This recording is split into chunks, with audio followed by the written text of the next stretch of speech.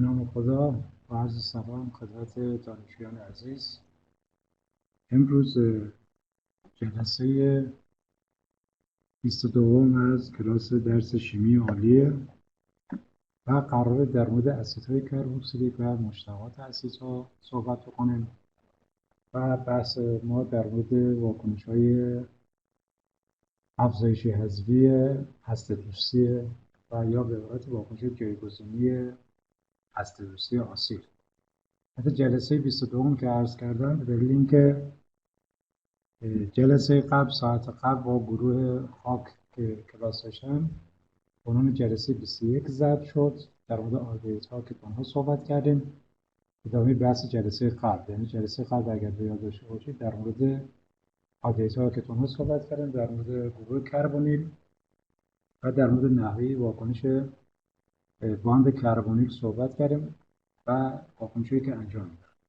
در ساعت قبل با گروه علوم خاک بحث ما در مورد واکنش‌های ترکیبات آلدهید و کتون بود، در مورد واکنش افزایش الکل‌ها، افزایش هیدروسیانیک اسید، افزایش آب، افزایش آمین‌ها صحبت کردیم. واکنش‌ها مورد بررسی قرار گرفت، واکنش‌ها بررسی شد و مشخص کردیم که در اثر افزایش الکل‌ها، آب، آمین‌ها و هیدروسیانیک اسید به آلدهیدها و کتون‌ها چه محصولات تولید میشه و مکانیسم واکنش به چه صورته.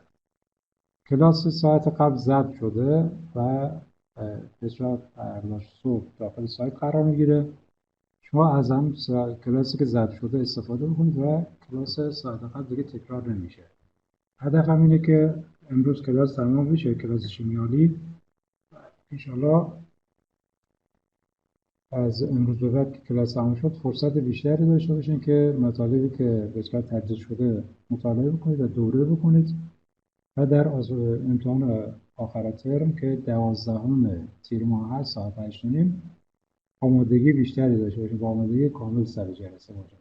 پس امروز احتمالاً کلاس دیگه تمام میشه، یعنی گروه شما الان در مورد اسید کربوکسیلیک قرار صحبت بکنم، ادامه بحث ساعت قبل و کلاس ضبط میشه. بقیه گروه ها که سر کلاس شما میشه از گروه کلاس که داخل گروه واتساپ قرار میگیره استفاده بکنن و انشالله تا جلسه ساعت بعد از اون کلاس شیمیایی کامل تمام میشه و سرفصل‌هایی که مشخص کردم داخل سایت تدریس میشه.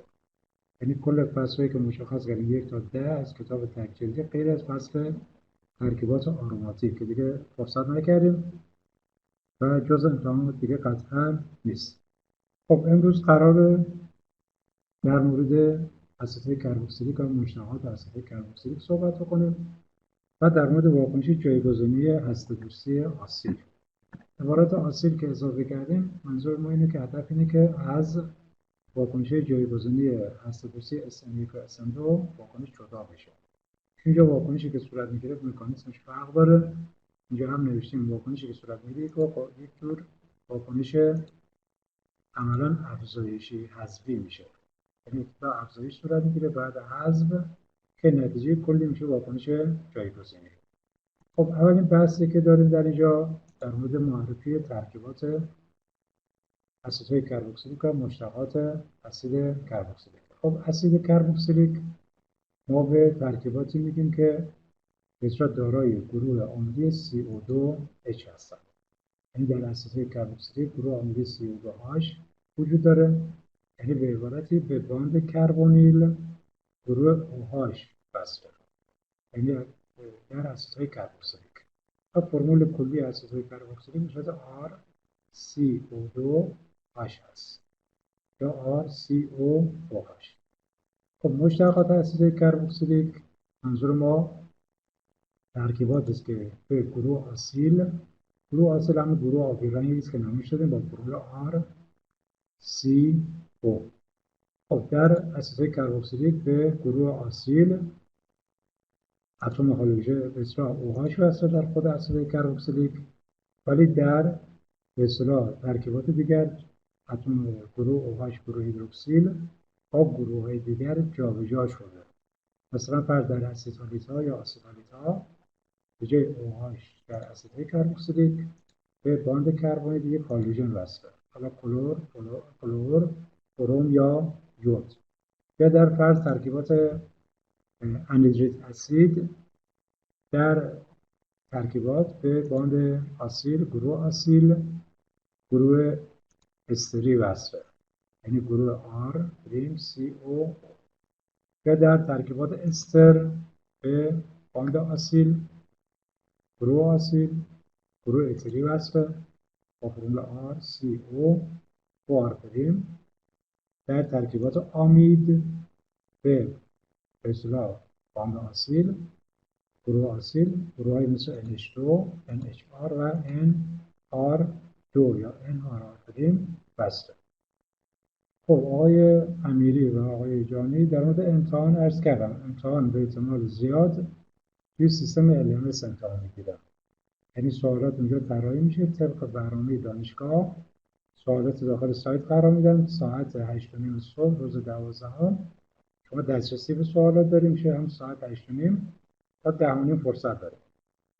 و در مورد سوالات هم توضیح دادم قبلا که به چه صورته. سوالات احتمالاً تستیه. بعد سوالات هم سوال میان ترم هست هم پایان ترم مجموعاً. کسانی که امتحان کلا ندادند که باید همه سوالات جواب بدن. کسانی که امتحان میان ترم دادند و نمره دارند، از نمره راضی اند. خب میان ترم نمیدن امتحان، فقط پایان ترم. و اگر راضی نیستن از نمره میان ترم، همه سوالات باید جواب بدن و به اصطلاح امتحان.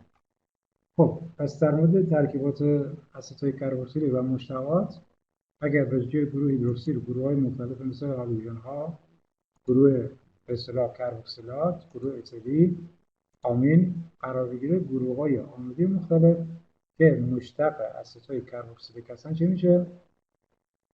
ایجاد میشه. خب خانم رستمی سوالات حالا سعی بر اینه که 2 بخش مجزا بشه. آره مثلا 2 بخش بشه، یک بخش به اسم امتحان میان ترم، یک بخش به اسم امتحان پایان ترم. که کسی که امتحان فقط پایان ترم داره سراغ هم سوالات پایان ترم میره جواب میده و سراغ. و کسی که هر دو سوال باید جواب بده، خب مجبور هر دو سوال جداگانه برمی‌داره. حالا ساعت تایم به سوالات میدم قطعا. مثلا فرض بگیرید پایان ترم میشه از ساعت 8:30 تا 9:30 مثلا، میان ترم میشه 9:30 تا 10:30 یا حالا به هر شکل دیگری. پس مجزا باشه بهتره که شما هم تشخیص بدین که کدام سوال باید جواب بدین و کدام نباید جواب بدین.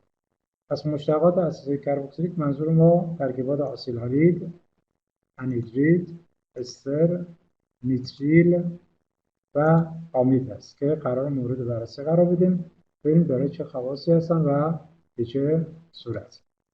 خب اولین بحثی که داریم در ادامه نامگذاری ترکیبات اسیدهای کربوکسیلیک و مشتقات اسید است. خب در نامگذاری اسیدهای کربوکسیلیک با روش آیوپک معمولاً اسم آلکان با تعداد کربن مشابه نوشته میشه، لفظ ای حالا در انگلیسی حذف میشه و در آخر عبارت اویک اسید اضافه میشه. مثلا اینجا ترکیبی که نمایش دادیم یک ترکیب 6 کربن است، یعنی از خود کربن کربونیل شروع میشه، یک قطعا میشه 6 کربن، بس میشه هگزان، پس میشه هگزانویک اسید. و چون روی کربن شماره 4 یک گروه استخلافی متیل وجود داره، میشه 4 متیل هگزانویک اسید. که در ترکیب بعدی که نمایش دادیم باز 6 کربن است، میشه هگزانویک اسید. و چون غیرش باز میشه هگزن اویک اسید، هگزن آلکن اویک اسید. و باید جای باند دوگانه مشخص بشه. پس ترکیب میشه 4 هگزن اویک اسید که اینجا نمایش داده. گاهی اوقات شکل دیگری که نوشته میشه میشن هگز 4 ان اویک اسید. معمولا روش اولی بالایی بیشتر به کار برده میشه، روش دوم خیلی کمتر به کار میره، متداول معمولا نیست، ولی خب اگرم جای دیدی مشکل خاصی نیست. پس در مورد نامگذاری آیوپک مشخص شد چجوریه. حالا روش دیگری که گاهی اوقات نامگذاری میشه مثلا در مورد اسیدهای ساده امکان داره در مورد متانویک اسید و اتانویک اسید از عبارت فرمیک اسید و اسیتیک اسید هم استفاده بکنیم. اسیتیک اسید که خیلی به کار میبریم هم ترکیب دو کربن است، میشه اتانویک اسید. یا فرومیک اسید یک کربن است، میشه متانویک اسید که خیلی به کار برده میشه. حتی در بعضی از موارد هم در مورد ترکیبات حلقوی اگر گروه CO2 هاش به یک حلقه وصل باشه، حلقه غیر آروماتیک مثل سیکلوهگزان، مثلا پنتان الی آخر، اینجا از لفظ کربوکسیلیک اسید استفاده میشه. مثلا میگیم سیکلوهگزان کربوکسیلیک اسید، سیکلو مثلا پنتان کربوکسیلیک اسید. گروه کربوکسیل، گروه اسیدی، از لحاظ تقدم در بالاترین تقدم ها قرار داره بین گروه های عمدی که ما مورد بررسی قرار داریم. حالا در اینجا داخل جدول تعدادی از اسیدهای کربوکسیلی که نمایش دادیم. فرض از یک کربن شروع کردیم، فرض اسمهای آیوپک و اسمهای قدیمی و متداول هم نوشته شده. حالا مثلا متانویک اسید، اتانویک، پروپانویک، بوتانویک، پنتانویک، هگزانویک، 6 کربن و با توجه به تعداد کربن مشخص، مثلا اکتانویک، دکانویک و غیره. یا اسمهای متداولی که به کار میبریم، یک کربن فرمیک اسید، دو کربن اسیتیک اسید، بعد پروپانویک اسید یا پروپیونیک اسید و غیر بوتیریک اسید، پالویک اسید، اسم کربن ترکیب 5 کربن است و غیره که به کار میبریم. یا کاپویک اسید و غیره که به کار برده میشه. در مورد ترکیبات راززنجیر و به عبارتی آلیفاتیک. در مورد ترکیبات آروماتیک اینجا دقت کنید، 36H5OH اینا مشتقات بنزن. بنزن 36H6 بود، اگر هاش برداریم از بنزین جدا بکنیم میشه 36H5، بهش میگن گروه فنیل. اگر به گروه فنیل CO2H وصل باشه اسم ترکیب بنزوئیک اسید طبق قواعد آیوپک. و در صورت اگر استخلافات مختلف قرار بگیره روی حلقه آروماتیک، از شماره گاهی اوقات استفاده میشه، گاهی اوقات هم از عبارت ارتو، متا، پارا که جلسه قبل اشاره کرده. مثلا اینجا میشه پارا مثلا تولویک اسید یا 4 متیل بنزویک اسید. پس متیل بنزن بهش میگن تولوئن، پس عبارت تولویک اسید رو کار بردیم به خاطر همینه. و عبارت پارا رو کار بردیم، پارا تولویک اسید که قانون‌اصل در اینجا نمایش داده شده. پس در اینجا روش نامگذاری مشخص کردیم. بعد نکته‌ای که در جدول وجود داره، اسیدهای کربوکسیلیک مشخصاً چون قطبی هستند و چون قادر به تشکیل پیوند هیدروژنی هستند، دارای نقاط ذوب، نقاط جوش بالایی هستند و تا حدود 5 کربن به راحتی در آب محلولند. یعنی اینجا اگر دقت کنید به خصوص نقطه جوش ارتباط مستقیم و منطقی تری با به عبارت جرم مولکولی و قطبیت داره. فرض دقت کنید ترکیب اسید فرمیک چقدر نقطه جوشش حدود 100 درجه سانتیگراد، در حالی که الکل مشابه فرمیک اسید میشه متانول حدود 65 درجه است. یا اسیدیک اسید، اتانویک اسید 118 درجه است، در حالی که اتانول حدود 78 بود. و ظاهراً اسیدهای کربوکسیلیک حتی از الکل ها دارای نقاط جوش بالاتری هستند و دلیلش هم مشخصه، چون در اینجا قادر به تشکیل پیوند هیدروژنی هستند و بعد پیوند هیدروژنی در اینجا قطبی تره چون به باند کربنی وصله. از لحاظ انحلال پذیری اسیدهای کربوکسیلیک ترکیبات 1 تا 4 کربن به راحتی در آب حل میشن و بوتانویک اسید بعد حد مرز انحلال پذیری از 5 کربن شروع میشه. یعنی در ترکیبات 5 کربن حد مرز حد 5 و دیگه نامحلولند در آب. در مورد بقیه ترکیبات عادی قطبی تقریبا همین. بعد نکته بعدی در اسیدهای کربوکسیلیک با توجه به اسمی که به کار میبریم اسید، ترکیبات چون هیدروژن متصل به یک اتم الکترونگاتیو دارند به راحتی هیدروژن از دست میده در واکنش‌ها و در شیمیایی به عنوان اسید محسوب میشن. چرا؟ چون هیدروژن قابل جابجایی داره. و پیک‌های ترکیبات هم اینجا نمایش دادیم. فرض ترکیب فرمیک اسید برای پیک‌های کمترین پیکاست، یعنی اسید قوی‌ترین اسید کربوکسیلیک در ترکیبات عالی اسیدی معمولی اسید فرمیکه. بعد ترکیب اسید استیک، اسید پروپانویک، بوتانویک و غیره. این ظاهراً هر تعداد اتم کربن بیشتر میشه قدرت اسیدی هم کم میشه. حالا در مورد فرض بنزوئیک اسید در اینجا نمایش دادیم. فرض خود بنزوئیک اسید درسته که تعداد اتم های کربنش 7 است، ولی اسید بنزوئیک یکی از اسیدهایی است که به نسبت قویه. این تقریبا حتی از اسید اسیتیک هم قدرتش بیشتره و دلیلش هم وجود حلقه آروماتیکه. حلقه آروماتیک باعث میشه که ترکیب اسید قوی‌تر بشه، چون خود حلقه آروماتیک جزو گروه‌های کشنده الکترون. خب قسمت بعدی بحث در مورد نامگذاری به اصطلاح خصلت اسیدی ترکیبات. اسیدهای کربوکسیلیک مشخصاً دارای خصلت اسیدی هستند و هیدروژن قابل جابجایی دارند. با توجه به اشاره‌ای که کردیم در نتیجه در مقابل بازهای مناسب وقتی قرار میگیرند به راحتی هاش مثبت از دست میدن. مثلا فرض کنید بنزوئیک اسید که در جدول قبلی نمایش دادیم به راحتی با NO واکنش میده و NO به عنوان یک باز H مثبت برمی‌داره و ترکیب سدیم بنزوات و H2O تولید میشه. یعنی فرض جا واکنشی با واکنش اسید و بازه، اسید بنزوئیک میشه اسید، NO میشه باز و سدیم بنزوات میشه باز مزدوج اسید استیک، اسید بنزوئیک و H2O هم میشه باز مزدوج ایون هیدروکسید OH منفی. و در قسمت پایین در این صورت اسیدهای عالی به راحتی با اسید بازهای مناسب واکنش می‌کنند. از ترکیب مثل اسید بنزوئیک، اسید استیک به راحتی با NaOH یا حتی NaHCO3 سدیم بیکربنات به راحتی واکنش میدن و باعث تولید نمک‌ها و به اصطلاح H2O میشن که در اینجا نمایش داده. خب یکی از عواملی که در قدرت اسیدها مؤثره قطعاً چه چیزیه؟ وجود استخلاف هاست. یعنی استخلاف هایی که روی کربن قرار میگیرن غیر از کربن کربونیل خب به یک گروه آر وصل، ولی استخلاف هایی که به گروه آر وصلند در قدرت اسیدی مؤثرند. چون قدرت اسیدی تحت تاثیر گروه ها قرار میگیره. آیا گروه ها دنده الکترون باشند یا کشنده؟ گروه های کشنده الکترون اگر به اسید کربوکسیلیک وصل باشند باعث افزایش قدرت اسیدی میشن. یعنی در اینجا فرض کنید ترکیبی که نمایش دادیم ترکیب تریکلورو اسیتیک اسید pH چقدر میشه؟ 7 درجه. یعنی قوی ترین اسید در اینجا در حالا نموداری که نمایش دادیم. و ترکیب دیکلورو اسیتیک اسید 1.48 شده pH، بعد مونوکلورو شده 2.86، خود اسید استیک 4.76.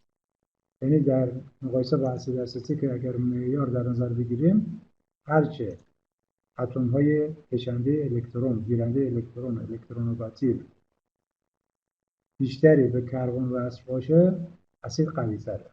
و دلیلش هم مشخصه، چون گروه گیرنده الکترون باعث میشه که پیوند COH و پیوند OH در اسید کربوکسیلیک قطبی تر بشه و راحت تر یونیزه بشه.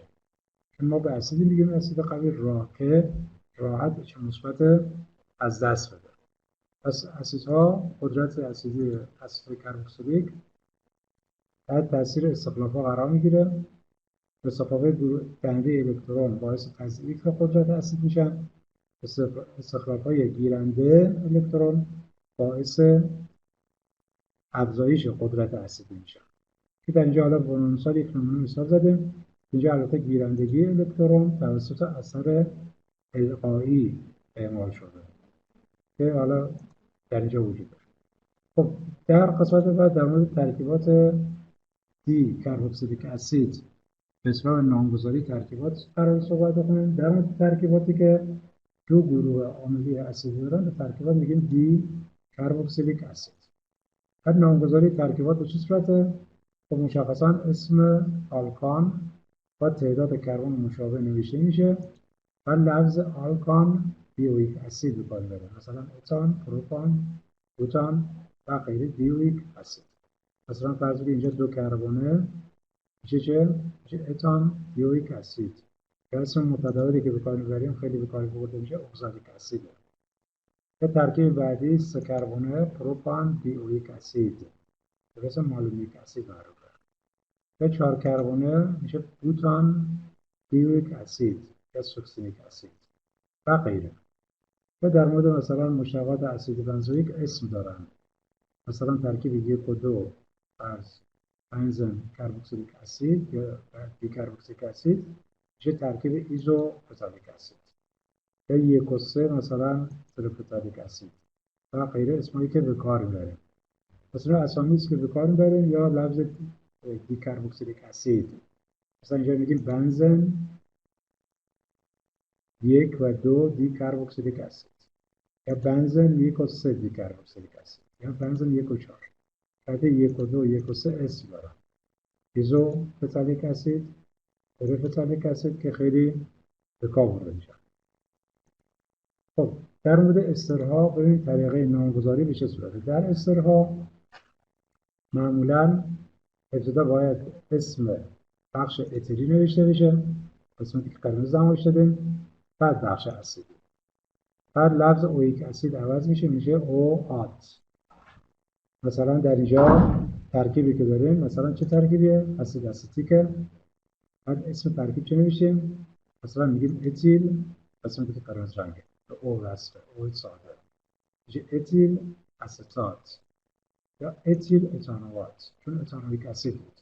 از اویک اسید شد آت، اتانوات و غیره. یا اسم قدیمی اتیل استات. یا در اینجا اسم چه به کار بردیم؟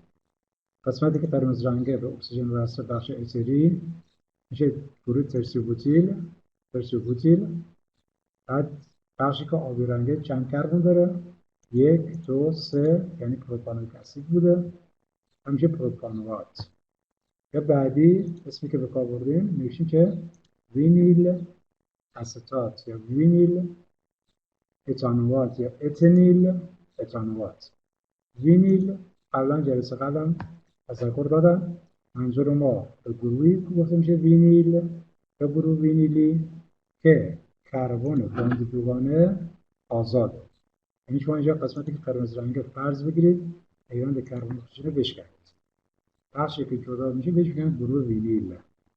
مثل گروه وینیل منظور ما اینه که بخشی که آزاده به کربن دوگانه وصله، پس ترکیب میشه وینیل استات. یا اسم آیپک میشه اتنیل، اینجا اتان دیگه، اتان دو کربن است، اتنیل مثل وینیل، مثل آلکیل دیگه، آلکان شد آلکیل، آلکن میشه آلکنیل، پس میشه اتنیل اگر بنیان باشه، اتانوات. یا مثلا در ترکیب بعدی مشتق اسید بنزوئیک که ابتدا اسم بخش متصل به اکسیژن نوشته میشه، در استر میشه متیل، بعد پارا کلورو، چرا پارا؟ حالت 1 و 4 میشه پارا کلورو بنزوات، از شد متیل پارا کلورو بنزوات. یا امکان داره بنویسیم متیل 4 کلورو بنزوات، هر دو درسته، فرقی نداره. یا فرق ترکیب بعدی که نمایش دادیم اینجا یک دی اسید بوده، دی استر حساب میشه، میشه دی اتیل. ببینید دو تا اتیل سراتر مولکول هست، دی اتیل، بعد مالونات، یا مثلا اینجا 1 2 3 کربن هست میشه دی اتیل پروپانوات، اونم درسته. پس در مورد استرها ابتدا بخش اتری متصل به اکسیژن ساده نوشته میشه، بعد بخش بنیان اسید، بعد به لفظ ایک اسید و یک اسید آت اضافه میشه. اگر هم کربوکسیلیک اسید باشه میشه کربوکسیلات، اسمی که به کار داره. حالا اینجا فرض چند تا نمونه مثال داریم، متیل فرمات، همون متیل متانوات، اتیل فرمات، کنون مثال متیل استات، اینجا فرض گروه متیله، بعد گروه اسید استیک و غیره. حالا در اینجا اگر دقت کنید نقطه جوش ترکیبات استر دیگه با اسیدها یک مقدار فرق داره. قطعا نقطه جوش استرها از اسیدهای کربوکسیلیک کمتره. چرا؟ چون در اینجا دیگه پیوند هیدروژنی وجود نداره، یعنی دو تا مولکول استر با هم پیوند هیدروژنی تشکیل نمیدن. دقت کنید مثلا ترکیب متیل فرمات چند تا کربن داره؟ 2 تا. نقطه جوشش حدود 31 در حالی که اسید استیک 2 کربناتش حدود 118 بود. از اینجا از بین رفتن پیوند هیدروژنی باعث میشه نقطه جوش قطعا پایین‌تر بیاد، نقطه صلب قطعا کمتر میشه. فقط انزلاق پذیری هم باز اینجا اما حد مرز 5 کربونه. این ترکیبات مثلا مثل ترکیب 2 کربن، 3 کربن، 4 کربن تقریبا راحت حل میشن. بعد دیگه 4 به بعد 5 کربن دیگه در آب معمولا محلول است. خب قسمت بعدی ترکیبات اسید انیدرید یا انیدریدها. انیدریدها گفتیم به ترکیباتی میگیم که به باند کربونیل یک گروه کربوکسیلات وصله.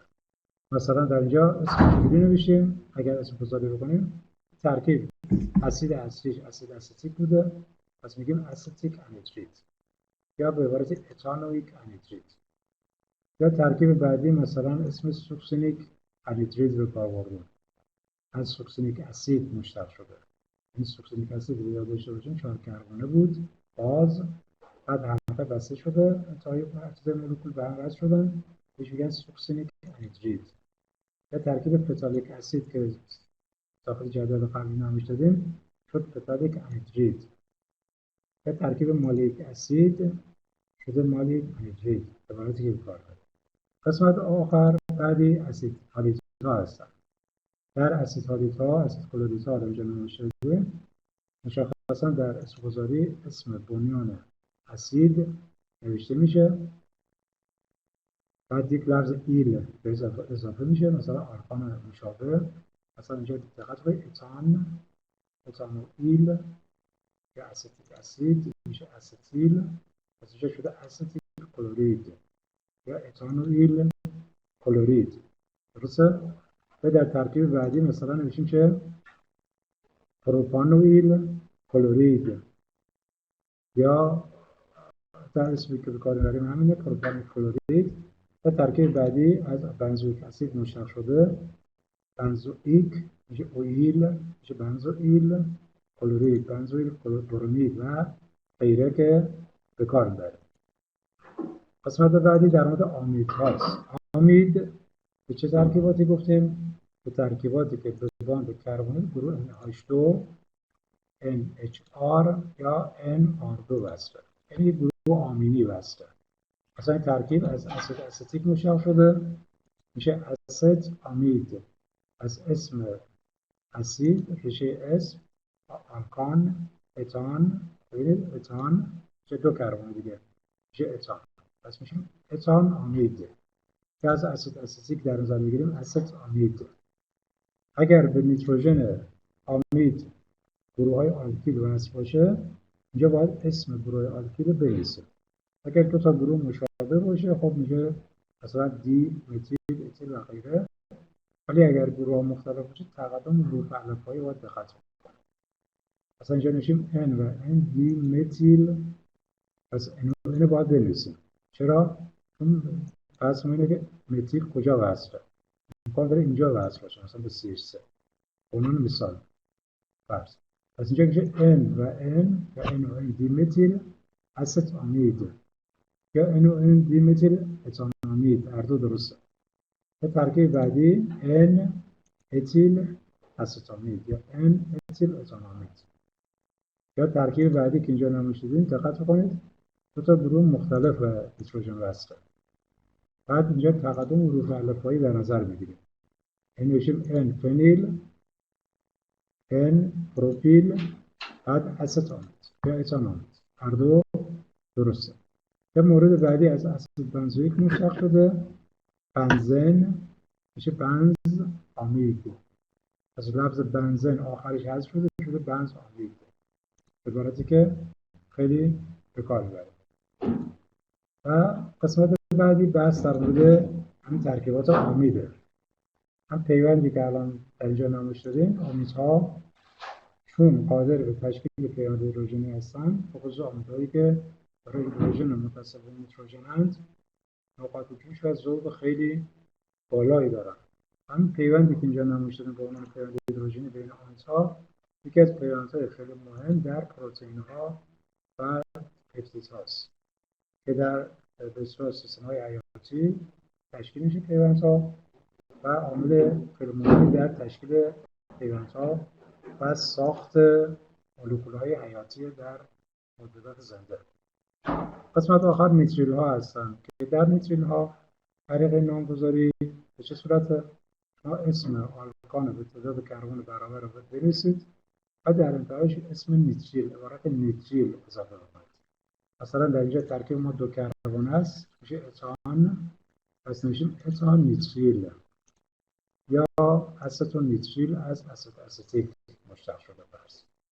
یا فرض در اینجا ترکیب ما پروپن، حذف ترکیب میشه پروپن نیتریل. اگر اینجا اشباه بود پیوند مثلا ساده داشتیم CH3CH2 بود، اینجا پروپان نیتریل. مثلا اسمایی که به کار ببرید ترکیبی که اینجا هست استون نیتریل بهش میگیم.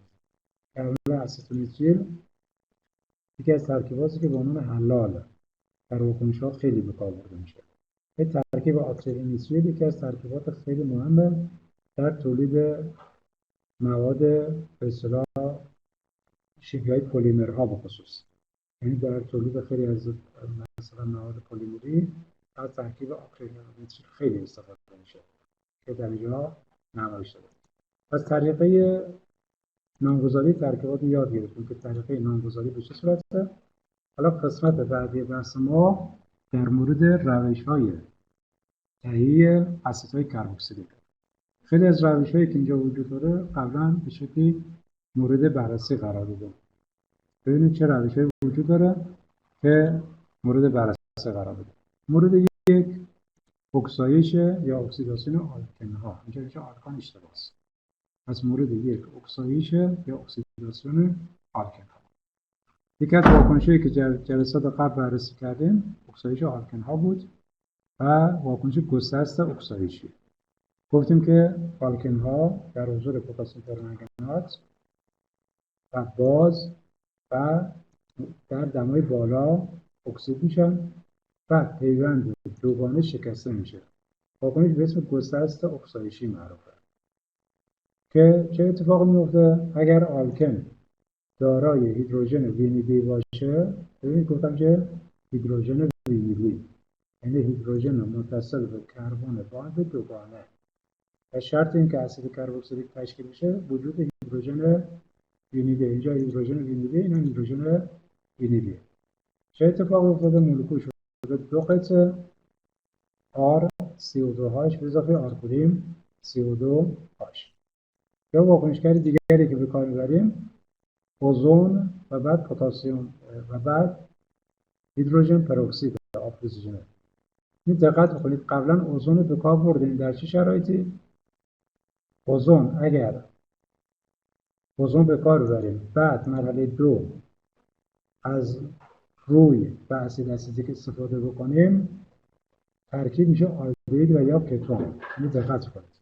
ولی اگر اوزون در حضور آب اکسیژن به کار برده بشه یعنی ابتدا اوزون اضافه بکنیم واکنش انجام شد مرحله 1 مدت پیش رفت بعد آب اکسیژن اضافه بکنیم ترکیب میشه اسید کربوکسیلیک.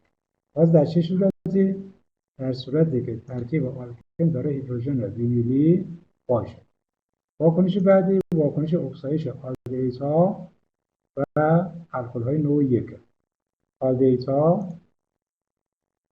در حضور معرف‌های اکسید کننده مثل اکسید نقره و یا فرض پتاسیم دیکرومات و یا معرف جونز و یا پیریدینیم کلروکرومات که قبلا معرفی کردیم به اسیدهای کربوکسیلیک قابل تبدیلند. پس میشه از اکسید نقره و آمونیاک استفاده کنیم به اسم معرف تالن معروفه. میشه از پتاسیم پرمنگنات استفاده بکنیم. میشه از معرف جونز استفاده بکنیم. در صورت آلدهیدها اینجا و قسمت سوم به اسیدهای کربوکسیلیک قابل تبدیلند. یا واکنش دیگری که باعث تولید اسیدهای کربوکسیلیک میشه واکنش الکل‌های نوع 1. یعنی الکل‌های نوع 1 در حضور اکسید کننده های مناسب مثل پتاسیم پرمنگنات مثل معرف جونز و غیره به اسید کربوکسیلیک تبدیل میشه. واکنش بعدی که نمایش دادیم که در اون روز صحبت کردیم چون بخش آروماتیک ها دیگه نرسیدیم، واکنش اکسایش آلکیل بنزن هاست، یعنی ترکیبات آروماتیک. ترکیبات آروماتیک دارای گروه اصطفافی آلکیل اسم آلکیل بنزن یا آرن معروفه. ترکیبات در حضور پتاسیم پرمنگنات محیط بازی دمای بالا اکسید میشن و در اثر اکسایش حلقه جانبی هر گروهی باشه متیل اتیل پروپیل الی آخر به CO2H گروه اسیدی تبدیل میشه. پس یک از راه‌های دیگر تهیه اسیدهای کربوکسیلیک میشه بگیم اکسایش ترکیبات آلکیل بنزن و یا ترکیبات آرن هست که اینجا نمایش داده. واکنش بعدی واکنش اکسایش ترکیبات بنزن هست، دوباره حلقه‌های بنزن که اینجا نمایش دادیم که باز در حضور فرض اوزون، اسید اسیتیک و آب اکسیژنر واکنش صورت میگیره و ترکیبات مشتق بنزن به اسیدهای کربوکسیلیک قابل تبدیل است. مورد بعد اکسایش ترکیبات متیل کتون. ترکیبات متیل کتون در حضور هالوژن ها و NaOH مرحله 1 و بعد در مرحله 2 افزایش H3O مثبت به اسید کربوکسیلیک قابل تبدیل است. ظاهراً ترکیبات متیل کتون در حضور هالوژن ها در حضور باز NaOH و سپس افزایش H3O مثبت یا محیط اسیدی به اسیدهای کربوکسیلیک قابل تبدیل است. مورد آخر واکنش هیدرولیز ترکیبات سیان و هیدرینه که در جلسه قبل در موردش صحبت کردیم. البته شما جلسه قبل سر کلاس نبودیم. درس کردم جلسه که ضبط شده ترکیبات آلدهید و کتون با HCN واکنش میدن به ترکیبات سیان و هیدرین تبدیل میشن، همون ترکیبی که اینجا نمایش دادیم. اول سیان و هیدرین ها اگر هیدرولیز بشن یعنی با آب در محیط اسیدی یا بازی واکنش داده بشن به اسیدهای کربوکسیلیک قابل تبدیل. پس اسیدهای کربوکسیلیک از روش‌های مختلف با روش‌های مختلف قابل سنتزن که در اینجا نمایش داده. حالا اینجا یک نمونه واکنش بررسی شده، مثلا ترکیب که نمایش دادیم اسم چه میشه ظاهرا؟ اسم ترکیبی که نمایش دادیم خانم دارافرین چه اسمی به کار ببرم؟ فرض قرار ترکیب نامگذاری بکنم. ترکیب آلکیلاری حساب میشه یا الکل. اینجا تقدم گروه ها مهمه. گروه الکل نسبت به گروه آلکیلالی مقدمه. پس ترکیب الکل حساب میشه. پس شماره گذاری درسته خانم رستمی. شماره گذاری از سمت کربن نزدیک به OH انجام میشه. اینجا میشه 1 و 2. پس میشه 2 کلورو اتانول.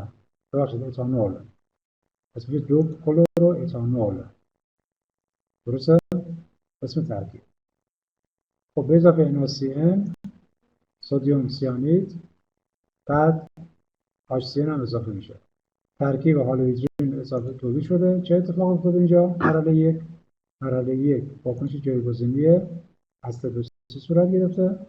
یون سیانید جای کلور قرار گرفته. ترکیب که ایجاد شده میشه چه؟ نوشتیم 3 هیدروکسی پروپانول نیتریل. یعنی چه؟ یعنی اینجا ترکیب ما شده نیتریل اصلی ترکیب. یعنی اینجا ترکیب نیتریل محسوب میشه نه الکل. پس اسیدهای کربوکسیلیک و مشتقهای اسیدهای کربوکسیلیک نسبت به الکل‌ها، آلدهیدها، کتون‌ها و هر ترکیبی که الان بررسی کردیم مقدمند. یعنی الان که ترکیب شده نیتریل اینجا 1 2 3 شده 3 هیدروکسی پروپان نیتریل. در صورت به اضافه OH منفی H2O و سپس H3O مثبت نیتریل هیدرولیز شده اسید کربوکسیلیک. بحثی که ما الان داریم به سنتز اسیدهای کربوکسیلیک. پس در صورت میشه به اسیدهای کربوکسیلیک برسیم با استفاده از روش‌های مختلف. یا مورد بعدی اسم ترکیب چه میشه ظاهرا؟ میشه 1 و 3 دی برومو پروپان آلکیل حساب میشه.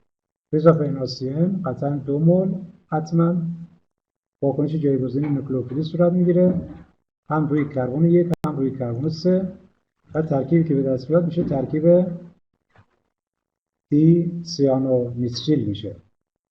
ترکیب دی سیانو اینجا میشه پنتان نیتریل یا 1 2 3 میگیم 1 و 3 دی سیانو مثلا پروپان امکان داره اینو به کار ببره. به اضافه H3O مثبت دوباره هیدرولیز و در اثر هیدرولیز چه اتفاق افتاده؟ ترکیب شده اسید گلوتاریک اسید. چند کربن داره؟ 1 2 3 4 5. به اسم دیگری چه میشه؟ میشه پنتان دی اویک اسید. اینجا حالا نمونه نوشته شده. خب واکنش بعدی که در تهیه اسیدهای کربوکسیلیک به کار برده میشه واکنش معرف گرینیارد با CO2 هست. پس واکنش بعدی واکنش معرف گرینیارد با گاز CO2 هست که معمولا به کار میبرن در تهیه اسیدهای کربوکسیلیک. خب اینجا فرض دقت بکنید ترکیب آلکیلالیده. اسم ترکیب چیه؟ ترسیو بوتیل کلورید به اضافه منیزیم در حضور اتر. ترکیبی که به دست میاد ترکیب عالی فلزیه به اسم معرف گرینیارد. بهش میگه مثلا ترسیو بوتیل منیزیم کلورید. بعد با CO2 واکنش شده. دقت بکنید با CO2 در دمای پایین و در اینجا واکنشی که صورت میگیره CO2 چجوریه؟ اولا اگر دقت کنید در CO2 کربن به 2 تا اکسیژن به صورت پیوند دوگانه وصله. پس کربن به اکسیژن به صورت 2 تا پیوند دوگانه وصله باند کربونیل و در نتیجه واکنشی که صورت میگیره ترکیب مورد نظر ما کربن داره بار منفیه با کربن مثبت در CO2 واکنش میده.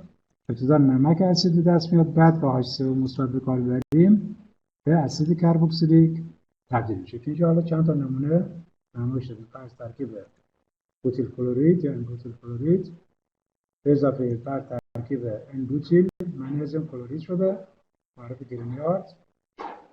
خب تبدیل شده البته ببخشید اینجا پیکان فلزی از بین رفته پاک شده. اینجا تبدیل شده به معرف گرینیارد. بعد به اضافه CO2 ترکیب پنتانوئیک اسید ایجاد شده. یا فرق نداره به جای گروه آلکیلارید آریل هالید هم میشه به کار بره. یعنی ترکیب مثلا بروم بنزن به اضافه منیزیم تبدیل شده به فنیل منیزیم برومید به اضافه CO2 تبدیل شده به بنزوئیک اسید. پس ما از راه‌های مختلفی روش‌های مختلف میشه چیکار کنه؟ میشه اسیدهای کربوکسیلیک و یا مشتقات اسیدهای کربوکسیلیک سنتز بکنه. خب بحث بعدی ما در مورد واکنش‌های ترکیباته. تا اینجا در مورد روش‌های نامگذاری و تهیه ترکیبات اسید کربوکسیلیک و مشتقات صحبت کردیم. الان قرار ببینیم واکنش اصلی ترکیبات چه واکنشی. خب ظاهراً در اسیدهای کربوکسیلیک و کلا ترکیبات کربونیل که مشخص کردیم. در مورد ترکیبات کربونیل اگر بیاد داشته باشید گفتیم ما ترکیبات کربونیل میشه به 2 دسته تقسیم بندی بکنیم. آلدهیدها و کتون‌ها در یک دسته قرار میگیرند که قبلا بررسی کردیم و اسیدهای کربوکسیلیک و مشتقات اسیدها در دسته دیگر. حالا ببینیم چرا. آلدهیدها و کتون‌ها که جلسات قبل بررسی کردیم گفتیم واکنشی که انجام میدن واکنش افزایشی هسته دوستیه. یعنی آلدهید یا کتون با هسته دوست واکنش میده. حالا هسته دوست‌های مختلف مثل آب، یون هیدروکسید، یون سیانید، الکل‌ها، آمین‌ها، غیره. مرحله 1 در اثر واکنش نوکلئوفیل با آلدهید یا کتون ترکیب یون آلکوکسید تولید میشه. بعد یون آلکوکسید با اسید موجود در سیستم واکنش میده، تبدیل میشه به الکل. پس در مورد آلدهیدها کتون‌ها واکنش ما معمولا با نوکلئوفیل‌ها منجر به تولید الکل‌ها یا مشتقات الکل‌ها میشد که اینجا نمایش داده. ولی در مورد اسیدهای کربوکسیلیک واکنش فرق داره. خب ببینیم چه فرق داره. در اسیدهای کربوکسیلیک اینجا نمایش دادیم معمولا به باند کربونیل، قسمتی که آبی رنگ نمایش دادیم، معمولا یک گروه ترک کننده وصله. یعنی چه گروه ترک کننده؟ یعنی در مورد اسیدهای کربوکسیلیک و مشتقات اسیدها ما به جای ال چه گروه هایی داشتیم در اسیدهای کربوکسیلیک و مشتقات؟ مثلا OH، هالوژن ها، OR، درسته؟ NHR و غیره. پس در اینجا ال که نمایش دادیم یک گروه ترک کننده است، در حالی که در آلدهیدها و کتون‌ها گروه ترک کننده مناسبی وجود نداره. یعنی در اینجا چه وصله در آلدهید کتون؟ یا آر یعنی گروه آلکیل و یا اچ، و آر و اچ هیچ کدام گروه های ترک کننده خوبی نیستن. پس در مورد آلدهید و کتون واکنش افزایشی صورت میگیره، ولی در مورد اسیدهای کربوکسیلیک و مشتقات اسیدهای کربوکسیلیک واکنش به جایی که افزایشی باشه افزایشی حذفیه. اینجا دقت کنید اول چه اتفاق افتاده مرحله یک؟ در مرحله یک چه اتفاق افتاده؟ نوکلئوفیل حالا ضعیف قوی از طریق جفت الکترون ها، از طریق حالا اتم حمله کننده یک جفت الکترون در اختیار کربن قرار داده، پیوند دوگانه کربن اکسیژن پیوند پای شکسته شده، الکترون ها منتقل شده روی اکسیژن، به چه رسیدیم؟ یون آلکوکسید. یعنی تا اینجا هیچ فرقی نداره، یعنی چه آلدهید برداریم چه کتون برداریم چه اسید، در اصل مرحله یک در هر دو یکیه.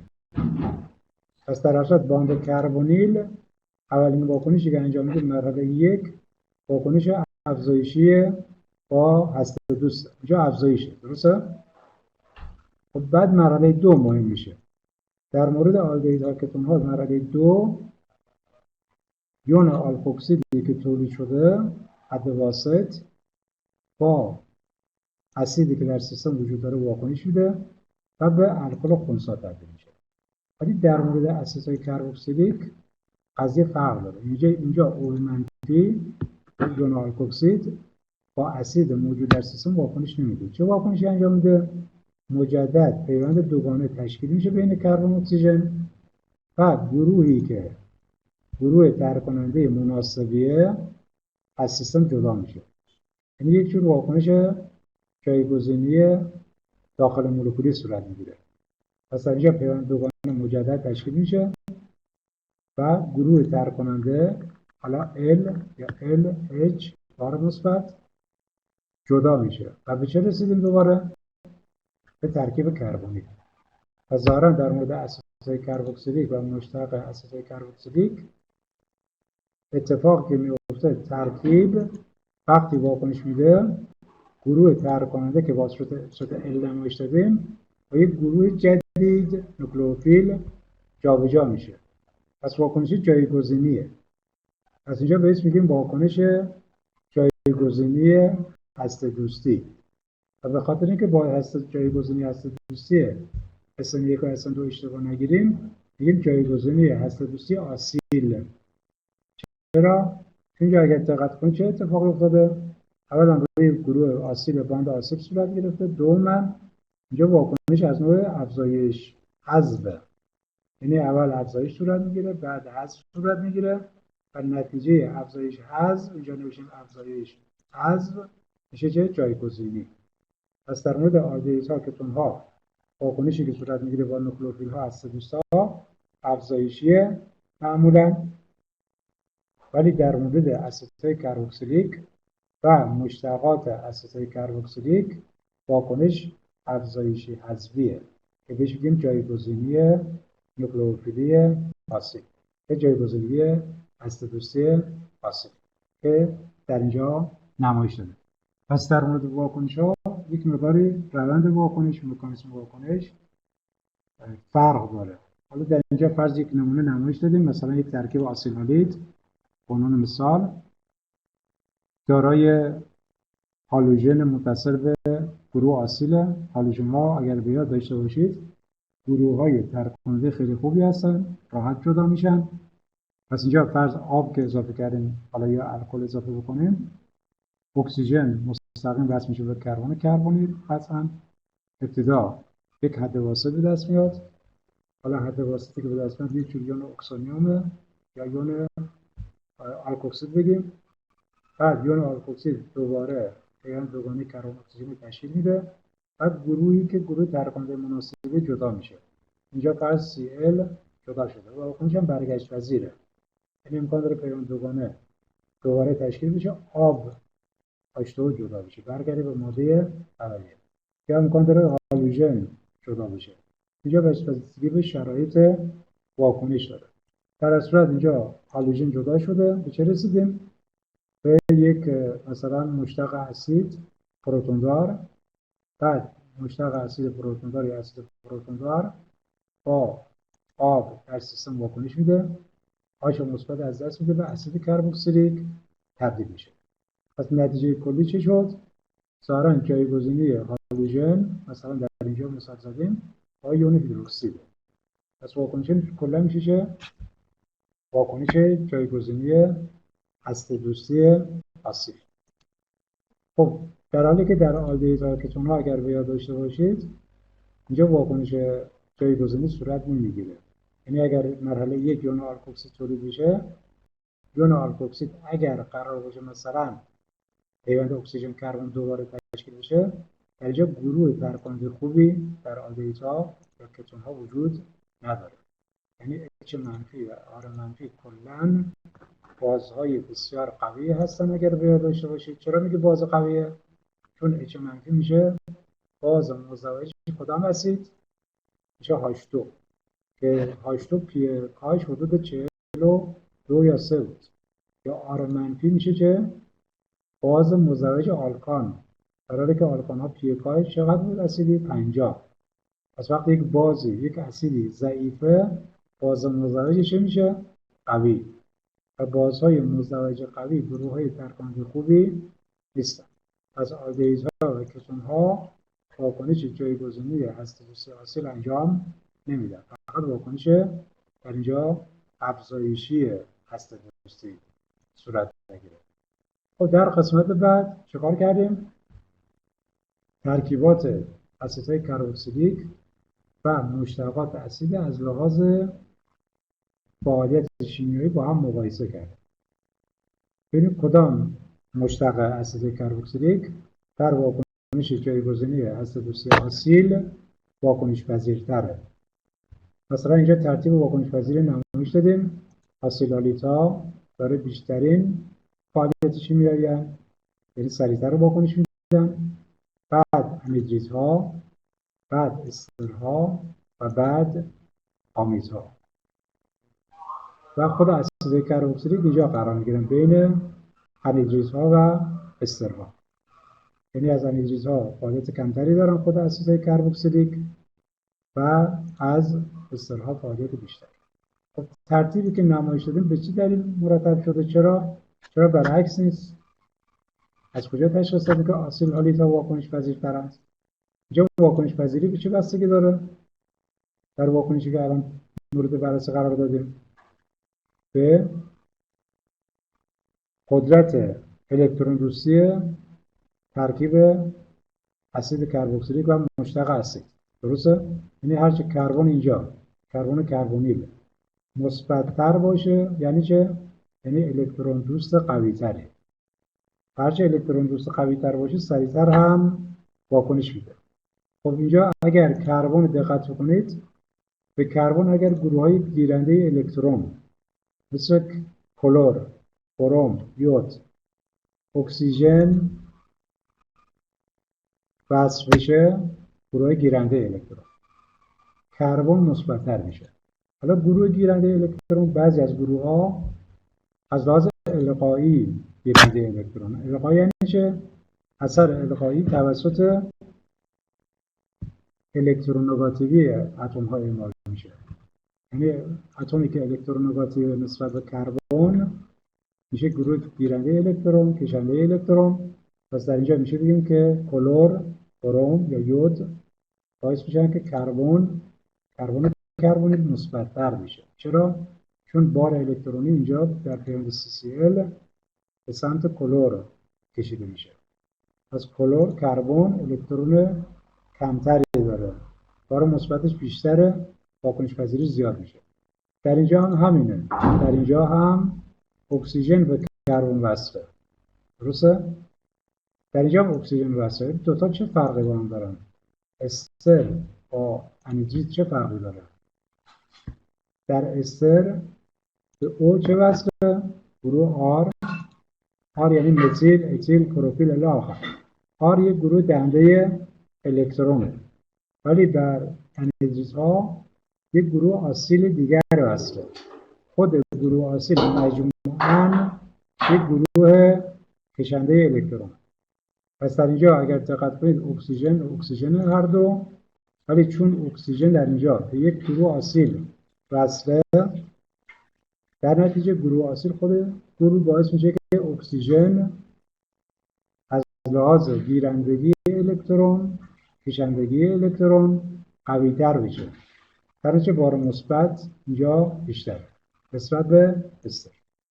بعد استر هم نسبت به امید. چرا استر و امید به صورتی که نمایش دادیم نوشتیم؟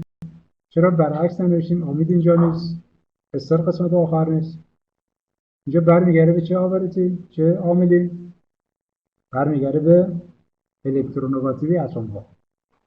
اکسیژن الکترونگاتیو تر یا نیتروژن در جدول قاعدتا اتم اکسیژن. درسته خانم درافت. پس اکسیژن الکترونگاتیو تره. پس اینجا اکسیژن چون الکترونگاتیو تره بیشتر باعث میشه که بار روی کربن مثبت باشه. اینجا بار مثبت بیشتر. پس ترتیب نمایش دادیم چجوریه؟ پس در اینجا عواملی که تاثیر داره عواملی مثل عوامل اثر القایی از طریق الکترون‌های از طریق الکترونگاتیوی اعمال میشه، از طریق پیوند سیگما. و یک اثر دیگری داریم به اسم اثر رزونانسی. اثر رزونانسی یعنی چه؟ اثر رزونانسی از طریق الکترون‌های پیوند پای و الکترون غیر اشتراکی اعمال میشه. مثلا فرض دقت کنید تمام اتم هایی که اینجا نمایش دادیم، اکسیژن، هالوژن ها، نیتروژن، همه دارای چه هستن؟ جفت الکترون آزاد. و در نتیجه همه اتم هایی که وصلن به گروه آسیل در مشتقات اسیدها، حتی خود اسید کربوکسیلیک، از لحاظ رزونانسی دهنده الکترون هست. یعنی فرض امکان داره در اینجا اکسیژن، چون دو جفت الکترون روش هست دیگه نمایش ندادیم، الکترون هایی که داره در اختیار کربن قرار بده، بعد پیوند کربن اکسیژن بشه دوگانه و پیوند بالایی بشکنه. امکانش هست. یا در اینجا نیتروژن الکترون در اختیار کربن قرار بده، پیوند کربن نیتروژن بشه دوگانه، پیوند بالا شکسته بشه. این اثر بهش میگن اثر رزونانسی. حالا اثر رزونانسی امکان داره گاهی اوقات باعث مثلا دهندگی الکترون بشه، گاهی اوقات گیرندگی. اینجا همه دهنده الکترون، ولی چون الکترون نگاتیون اثر القا مهمتره. پس اینجا اثر القای خیلی مهمتره. پس ترتیب فعالیت ترکیبات نمایش داده. حالا ترتیب فعالیت چه فایده‌ای داره؟ فایدهش اینه که در واکنشی که در جلسه بعد قرار مورد بررسی قرار بدیم مشخص میشه که فرض آسیلالیت ها به انیدریت ها قابل تبدیلند، به استرها تبدیل میشن، به آمید ها تبدیل میشن. ولی برعکس انجام نمیشه.